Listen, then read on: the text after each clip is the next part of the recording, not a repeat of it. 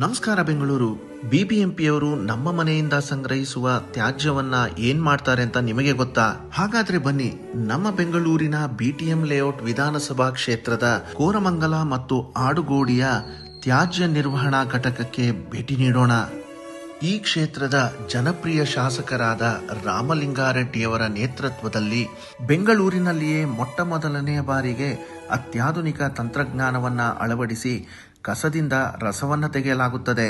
ಕೋರಮಂಗಲದಲ್ಲಿ ಹಸಿ ತ್ಯಾಜ್ಯದಿಂದ ಜೈವಿಕ ಅನಿಲ ಅಂದರೆ ಬಯೋಗ್ಯಾಸ್ ಮತ್ತು ದ್ರವ ಸಾವಯವ ಗೊಬ್ಬರವನ್ನು ಉತ್ಪಾದಿಸಲಾಗುತ್ತದೆ.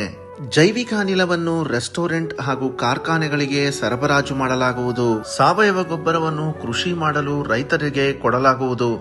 ಇತ್ತೀಚೆಗೆ ಆಡುಗೋಡಿಯಲ್ಲಿ ಒಂದು ಹೊಸ ಒಣತ್ಯಾಜ್ಯ ವಿಂಗಡಣಾ ಯಂತ್ರವನ್ನ ಉದ್ಘಾಟಿಸಲಾಯಿತು. ಈ ಯಂತ್ರದ ಸಹಾಯದಿಂದ ಒಣತ್ಯಾಜ್ಯದಲ್ಲಿರುವಂತಹ ವಿವಿಧ ಬಗೆಯ ವಸ್ತುಗಳನ್ನು ಸುಲಭವಾಗಿ ವಿಂಗಡಿಸಿ ಕಂಪ್ರೆಸ್ ಮಾಡಿ ಬಂಡಲ್ ಮಾಡಬಹುದು. ಈ ಎಲ್ಲ ತಂತ್ರಜ್ಞಾನವನ್ನು ಜಾರಿಗೆ ತರಲು ಮುಖ್ಯವಾದ ಕಾರಣ ಸ್ವಚ್ಛ ಪರಿಸರ. ಬನ್ನಿ, ಈ ಕಾರ್ಯದಲ್ಲಿ ನಾವು ಕೈ ಜೋಡಿಸೋಣ.